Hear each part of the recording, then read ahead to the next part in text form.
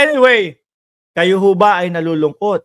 Dahil dito, pakinggan nyo ho Kasi nagsasaya ho ang KOJC, nagsasaya ang Kojik, nagsasaya ang SMNI. Oh. Kay tutan tayo pag tumayo si Baste. Oh, nagsasaya. Pakinggan ho natin yung balita nila, mga kababayan. Ang KOJC na meron po tayong breaking news, mga kababayan. Pakinggan po natin ito. Good afternoon, attorney. Masaya ho sila, mga bossing Breaking news daw po, mga kababayan. Sige, sige nga. Pakinggan natin. Yes, sir. Ngayon lang po talaga, around 6 minutes ago, 2:02 p.m., meron pong inisyu ang Regional Trial Court Branch 15 na temporary protection order po. Okay. Ito pa yung petition natin noong July 1, 2024. Grinan po niya ng temporary protection order. Iba ito sa final ko kanina, Granted daw po yung temporary protection order, mga kababayan, na pinail nila. Kaya masaya daw po Huwag kayong malungkot. Sagot ko kayo. Back up nyo ko. Huwag kayong malungkot, mga kababayan. Temporary and prohibition, okay? And granted po itong ating temporary protection order, no? Sabi ng korte, hence this court under the current situation, no? Sees the urgency to direct the PNP 11 to immediately cease and desist from any act or commission that threatens the life, liberty, or security. Kung kahit na anong mga pagkilos o paggalaw na makaka-threaten ng buhay nila, no, ng mga Kojik, okay? Mga kapulisan, bakit threaten ba? Mga kababayan? Ano ba sa buhay nila yon? Hindi naman po. Nandiyan ang ating mga kapulisan para kuhanin lang ho si Kibuloy. Hindi threat sa buhay nila yon, mga bossing. Pakinggan as well as the properties of the petitioners. The PNP 11 is hereby ordered to remove. Eto umpisahan natin dito, mga kababayan. The PNP 11 is hereby to remove. Ano daw po ang aalisin? All forms of barricade, barrier. All form of barricade or blockade to bar the access to and from the subject compound and hinder the petitioner's religious, academic, proprietary rights and the pursuit thereof its officers and members within and surrounding the premises. Napasigaw pa siya doon, mga kababayan. Napasigaw pa po yung lawyer ni Kibuloy na nagpapauso na hindi pugante si Kibuloy. No, ano lang daw po. Ano tawag doon? Not available lang daw po. Akala mauuto ang sambayan ng Pilipino. Ma'am Chris Rose, shout out po sa inyo. Ano daw po yung gustong ipatanggal? Yung mga barikada, yung mga harang at kung ano-ano pa at hayaan ang Kojik makapamuhay. Kahit naman po nandyan ang kapulisan, makakapamuhay po sila. Maitutuloy nila kung ano yung ginagawa nila sa araw-araw. No?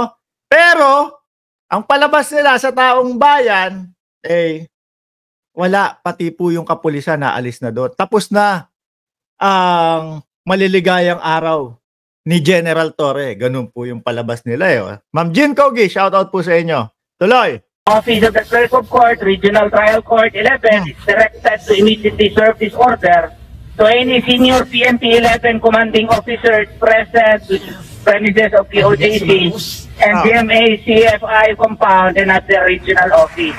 So ordered. So immediately executory po ito. Sabi ni Ma'am Esther De Los Santos, Sir, na-prank ang kingdom ni Kibuloy. Maaga silang nagsaya. Correct! Mamaya ho, mas titibay ho ito, mga kababayan. Eric, yes, sir. Alhamdulillah. Alhamdulillah. Ukala ko ba, di ba ang KOJC born again, tapos alhamdulillah naman si bagay, pwede naman yun. Ang kliyente ay born again bang matatawag ang KOJC? Kasi madami akong nababasa sa comment section, kulto daw po.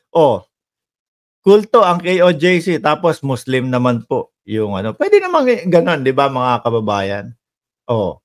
Di ba? Sumisigaw na, praise God daw po, yung dating NPA. Sino ba yun? Ikaw, si Eric, turo mo ba yan, Eric? Yung magsunog ng gulong doon sa labas ng KOJC. Ano yun galawang NPA yun eh.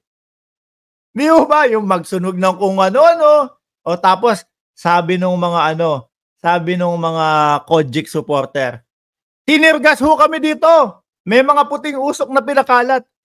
Pinatay lang po yung sinusunog nilang gulong. Sa pamamagitan po ng fire extinguisher. Ano yung mga pinagsasasabi nyo dyan? Kayo talaga, nako, kahit anong distraction nyo sa kapulisan, kahit anong pagbabalita nyo sa mamamayang Pilipino, mahihirapan kayo na paniwalain ang mamamayang Pilipino. Tuloy, ha? Oo. So, sana implemented ito kagad kasi immediately executory po ito. Mabuhay ang katarungan na Atty. Torion, and I believe when you told me there is hope in justice and there is hope in the legal process, and congratulations for all the sacrifices that you have shared with Kingdom of Jesus Christ for bringing justice before the bar of court. At ano pong epekto nito, attorney, sa ngayon sa kasalukuyan? Wait lang. Ano ang ginawa ng kapulisan dito, mga kababayan, doon sa utos na yon?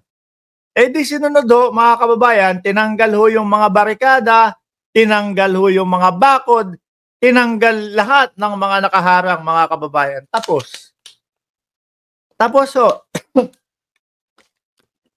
Kaya po mga bossing, chief, amo, sir, madam, huwag kayo mag-alala. Aabot tayo sa punto, mga bossing, na ipapakita ko sa inyo kung bakit kayo kailangan masaya pa din at naka-smile pa din. Yung sinasabi nila, pati po yung mga kapulisan, inaano lang yan.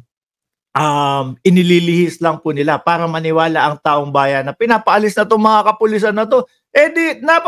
Narinig nyo ho, ang simple-simple, tatanggalin yung mga barikada, tatanggalin yung mga harang, at hayaang makapamuhay sila kung ano yung buhay nila araw-araw.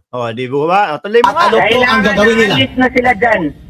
Sinabihan po natin sila ka Eric, you are no longer welcome. Ito po, korte na po nagsabi, you are really no longer welcome. You are free to leave. Hindi yun yung narinig namin sinabi. Ang isa, sabi mo pa nga di ba? Ano sabi mo? Madiin, linakasan mo pa. Nilakasan mo pa, tatanggalin lang yung mga barikada, tatanggalin lang yung mga nakaharang. Tapos. Pero hindi sinabi na ihinto yung operasyon. You are no longer welcome pa, ha? 495, Julian Ducaw. Shout out po sa iyo, madam. Tuloy, masaya na si Eric, Masaya na si Eric, You are ordered to leave.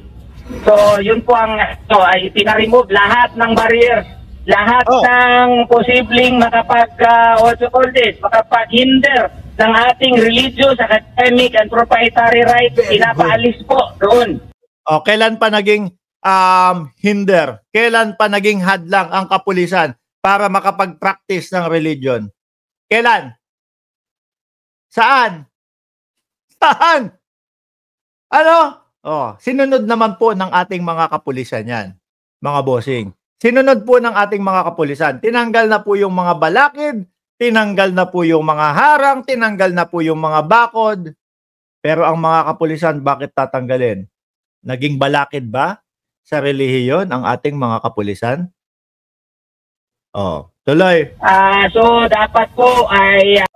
Napapaganon po si Eric, Akala mapapaniwala yung mga taong bayan, gumaganon pa.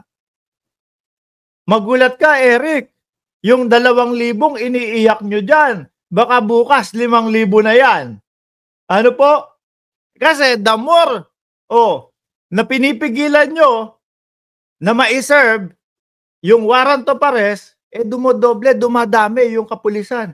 Naalala nyo ho, mga kababayan, nung si Bato de la Rosa, nag-hearing si Bato de la Rosa, inirereklamo, excessive force daw po at napakadami masyado yung 2 batalyon.